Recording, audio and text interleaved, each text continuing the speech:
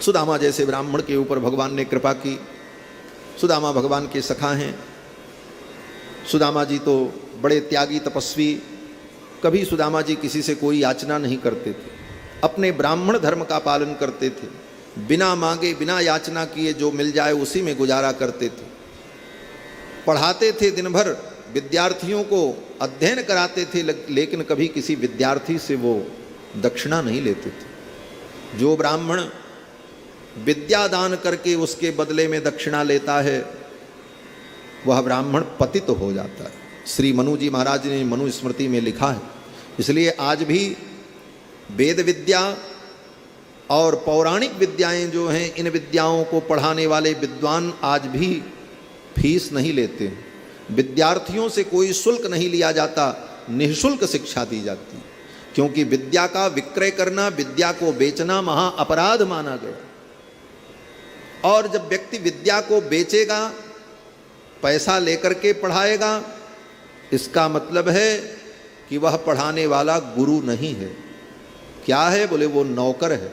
जैसे नौकर पैसा लेकर के काम करता है, उसी प्रकार पैसा लेकर के वो पढ़ा रहा है, तो वो पढ़ाने वाला गुरु नहीं होगा, नौकर होगा।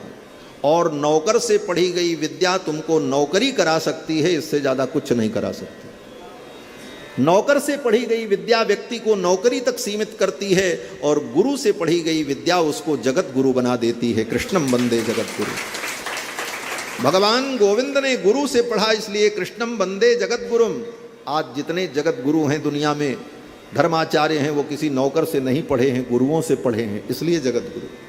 और नौकर से पढ़ने के बाद व्यक्ति नौकरी कर सकता है, बड़े बड़े पद पा सकता है, लेकिन गुरुत्व तो उसके अंदर नहीं आ सकता।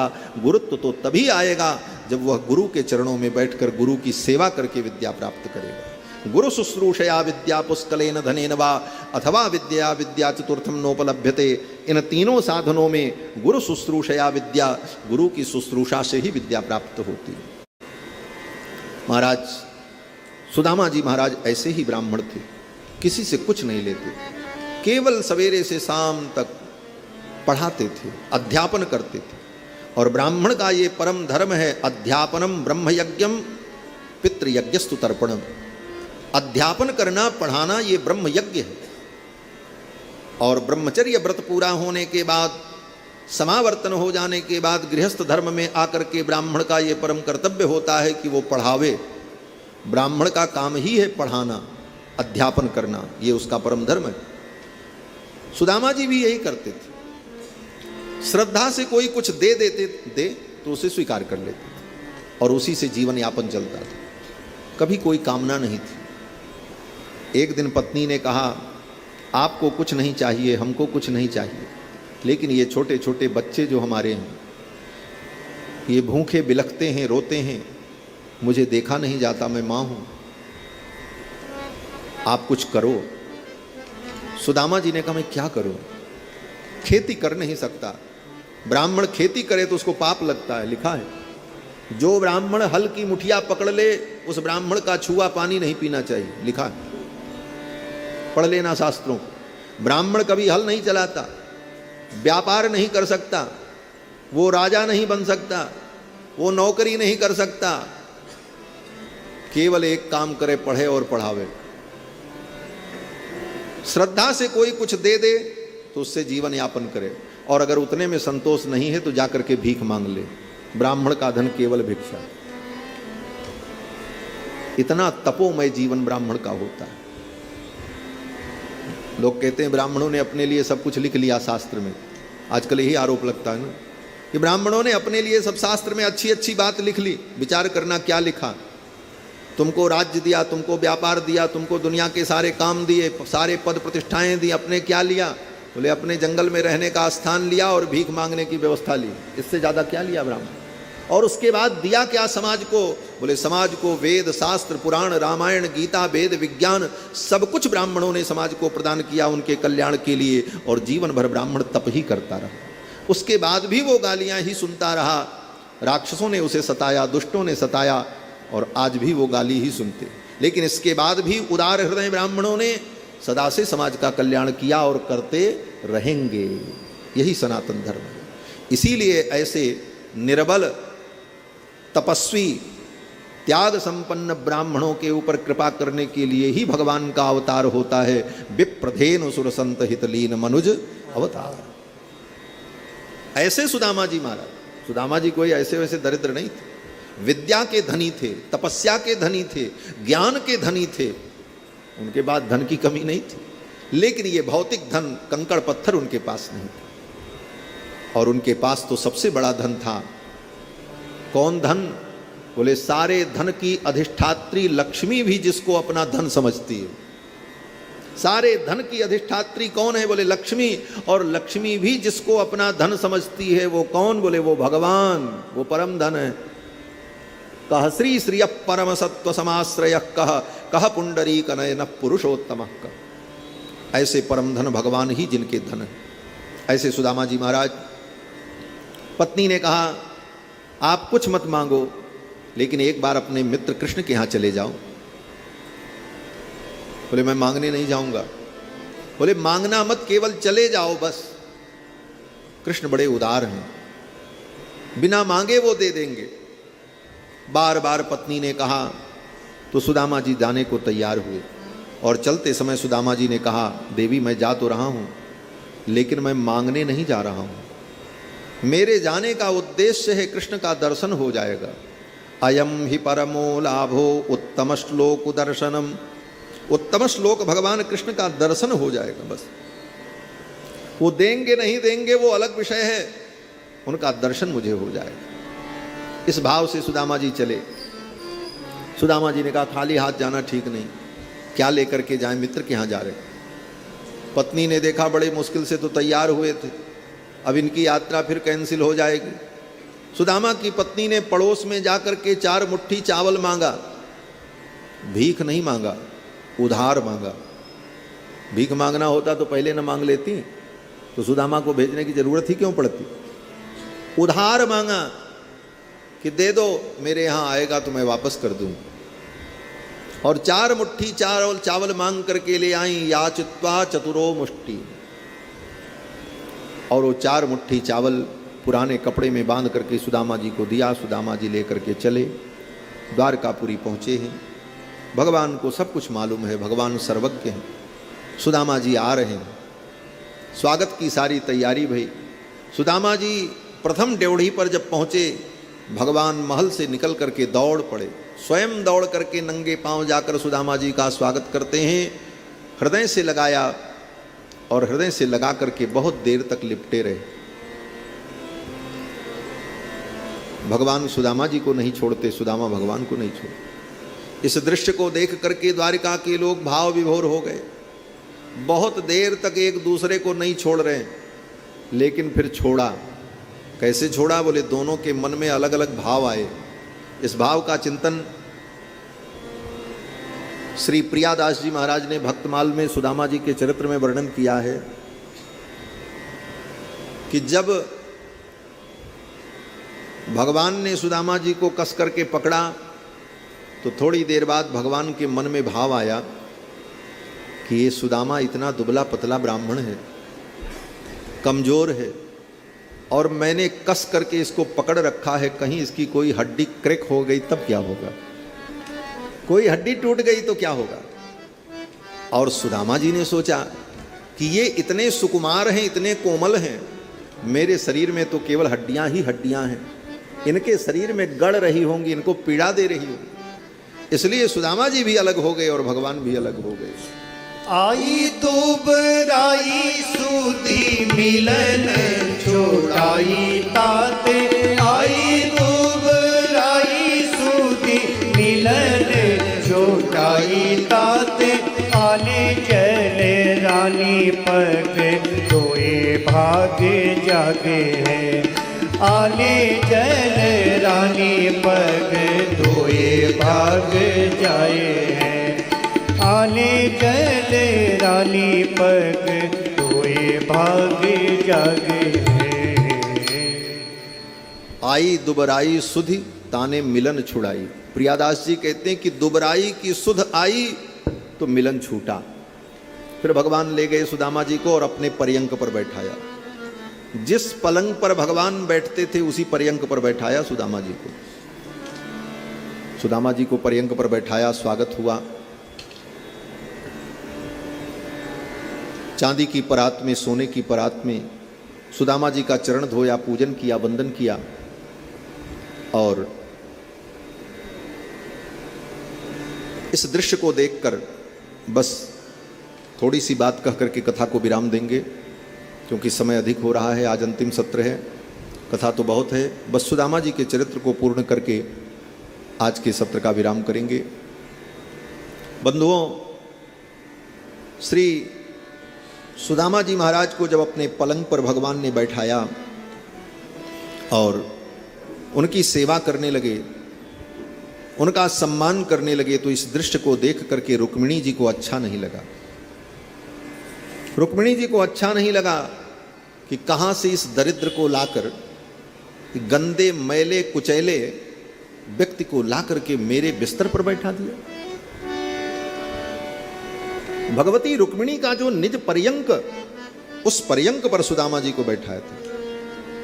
मित्रता हो तो ऐसी मित्रता, ये नहीं कि मित्र आए तो उनको बाहर ही कमरे में बैठाकर चाय पिला करके वहीं से विदा कर दिया।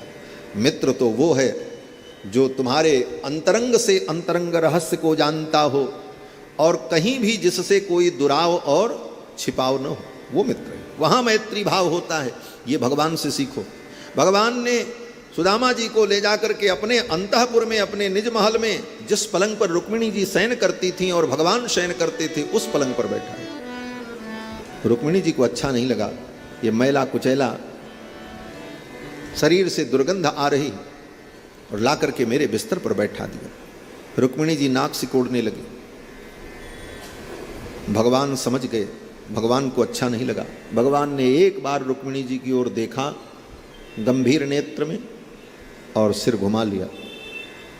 रुक्मिणी जी भगवान के इशारे को समझ गए। Summer heat isn't just uncomfortable. It's a trigger for acne flare-ups when temperatures rise. कहते हैं ना कि अगर आंखों की भाषा व्यक्ति समझ ले तो बोलने की जरूरत नहीं पड़ती। भगवान के भाव को रुक्मिणी जी समझ गईं और भगवान क्या कहना चाहते थे। भगवान ने इशारे इशारे में रुक्मिणी जी से कहा, रुक्मिणी,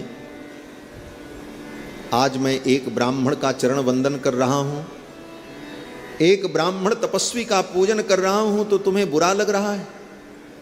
तुम्हें राजरानी, पटरानी, पट्टमहिषी होने का गर्व है कि तुम द्वारिका की पटरानी हो? वो दिन भूल गई कि तुम्हारे पत्र को लेकर के आने वाला भी एक ब्राह्मण ही था। अगर तुम्हारे भाई को पता चल जाता तो उसके टुकड़े टुकड़े हो जाते, लेकिन उस ब्राह्मण ने अपने जीवन की बाजी लगा करके तुम्हारा पत्र मेरे तक पहुंचाया। तब आज तुम द्वारिका की पटरानी हो, नहीं तो तुम यहाँ की नौकरानी भी नहीं हो सकती थी। और आज मैं एक ब्राह्मण का आदर कर रहा हूं तो तुम्हें बुरा लग रहा। ये ब्राह्मण का ही प्रसाद है कि आज तुम यहाँ की पटरानी हो और पट्टमहिषी हो। ये सारे भाव नेत्रों की भाषा में भगवान ने जब रुक्मिणी से कहा, रुक्मिणी जी लज्जित हो गईं और उनको अपने चिंतन पर, अपने भाव पर पश्चाताप हुआ। फिर तो रुक्मिणी जी स्वयं दौड़ दौड़ करके सेवा करने लगी, सारी वस्तुएं ला करके देने लगी। और भगवान ने सुदामा जी का आतिथ्य किया है, पूजन किया है। जब पूजन संपन्न हो गया तो भगवान ने सुदामा जी से कहा, मित्र, गुरुकुल से जाने के बाद आपने शादी की, विवाह किया? तो सुदामा जी ने कहा, हाँ कृष्ण, विवाह मैंने किया। मेरी पत्नी बड़ी सुशीला है, बड़ी अच्छी है, बड़ी ही सेवा परायणा है। बड़ी प्रशंसा की सुदामा जी ने अपनी पत्नी सुशीला की। सुनने वालों को लगा कि ये सुदामा जी इतने बड़े विरक्त महात्मा होकर के अपने पत्नी की इतनी प्रशंसा कर रहे हैं, क्या बात। लेकिन सुदामा जी की प्रशंसा का भाव भिन्न था। सुदामा जी बार बार इसलिए कह रहे थे, हे कृष्ण, मेरी पत्नी बहुत अच्छी है। इसलिए अच्छी है कि मैं तो जीवन में कभी आपके चरणों तक ना आ पाता, लेकिन मेरी पत्नी ने ही बार बार प्रेरित करके मुझे यहां तक भेज दिया, इसलिए अच्छी है। उस पत्नी की प्रेरणा से ही मैं गोविंद तुम्हारे चरणों तक आया, नहीं तो मैं संकोची जीवन में कभी तुम्हारे चरणों तक न पहुंच पाता। धन्य है मेरी पत्नी जिसने आपके चरणों में मुझे भेज दिया। अब तो भगवान ने सोचा कि अब कुछ बात बदलें, बात ज़्यादा गंभीर होने लग जाए तो उसको सहज बनाना चाहिए वातावरण। भगवान ने कहा तब तो मेरी भाभी ने मेरे लिए कुछ जरूर भेजा होगा, कुछ न कुछ उपहार मेरे लिए भेजा होगा। तब तक सुदामा जी वो गठरी अपनी कांख में ऐसे ऐसे छिपाने लगे। कहाँ ये द्वारिकाधीश और कहाँ ये 4 मुट्ठी चावल। चिऊरा छिपाए काख पूछे कहा ल्यायो मोको। चिऊरा छिपाए काख पूछे कहा ल्याए मोको। अति सकुचाए भूमि तक दृग बीजे है। अति सकुचाए भूमि तक दृग बीजे है। खेच लई गाठ मुठी एक मुख मांझे दई। खेच लई गाठ मुठी एक मुख मांझे दई। दूसरी हो लेत स्वाद पाए आप लीजे है। दूसरी हो लेत स्वाद पाए आप लीजे। सुदामा जी ने वो चिवड़ा की गठरी कांख में दबाई। भगवान ने देख लिया। भगवान ने कहा छिपाओ मत मित्र, मेरी भाभी ने भेजा है। ऐसा कह करके भगवान ने गठरी को खींचा। सुदामा जी अपनी तरफ खींच रहे थे, भगवान अपनी तरफ खींचे और इसी खींचा तानी में वो गठरी फट गई। महाराज पुराने कपड़े में बंधी थी। सारा चावल बिखर गया फर्श पर, उसी फर्श पर जहां पर लोग आ रहे थे जा रहे थे। फर्श पर वो चावल बिखर गया। भगवान टूट पड़े। जैसे जन्म जन्मांतर का भूखा व्यक्ति अन्न को देखकर टूट पड़े, उसी प्रकार भगवान उस अन्न पर टूट पड़े, लेट गए महाराज। और दोनों हाथों से ऐसे ऐसे बटोर बटोर करके उसकी कूरी लगाई और कूरी लगा करके जमीन से ही उठाकर एक मुट्ठी चावल लेकर के भगवान कर कर चबा चबा करके खाने लगे। इति मुष्टिम सकृत जग्भा द्वितीयाम जग्धुमादधे। वेदव्यास जी कहते हैं एक मुट्ठी भगवान ने खाई, दूसरी मुट्ठी खाने चले। तावत श्री जगृहे हस्तम। तब तक रुक्मिणी ने, श्री जी ने भगवान का हाथ पकड़ लिया। बोले बस। क्यों हाथ पकड़ लिया? लोग कहते हैं रुक्मिणी जी ने इसलिए हाथ पकड़ लिया कि भगवान ने एक मुट्ठी खा करके एक लोक दे दिया, दूसरी मुट्ठी खाएंगे दूसरा लोक सुदामा को दे देंगे, तीसरी मुट्ठी खाएंगे तीनों लोक दे देंगे। जब सब सुदामा को ही दे देंगे तो क्या बचेगा? इसलिए रुक्मिणी जी ने हाथ पकड़ लिया। ऐसा लोग कहते हैं, लेकिन ऐसा है नहीं। लक्ष्मी जी इतनी अनुदार नहीं है। अगर भगवान उदार हैं तो भगवान से भी ज्यादा उदार लक्ष्मी जी। हमारे आचार्य तो लक्ष्मी जी की उदारता का जब वर्णन करते हैं तो कहते हैं कस्मै चिदंजलि भरम बहते वितीर्य अस्मै न किंचिदुचितम कृतमित्यथाम्ब त्वं लज्जसे कथय कोयमुदार भावः।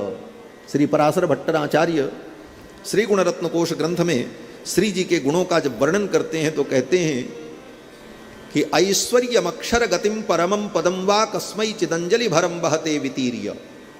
एक बार भगवती लक्ष्मी को कोई प्रणाम कर ले तो लक्ष्मी जी उसके लिए ऐश्वर्यमक्षर गतिम परमं पदम वा, ऐश्वर्य अक्षर गति परम पद वैकुंठ सब कुछ दे देती।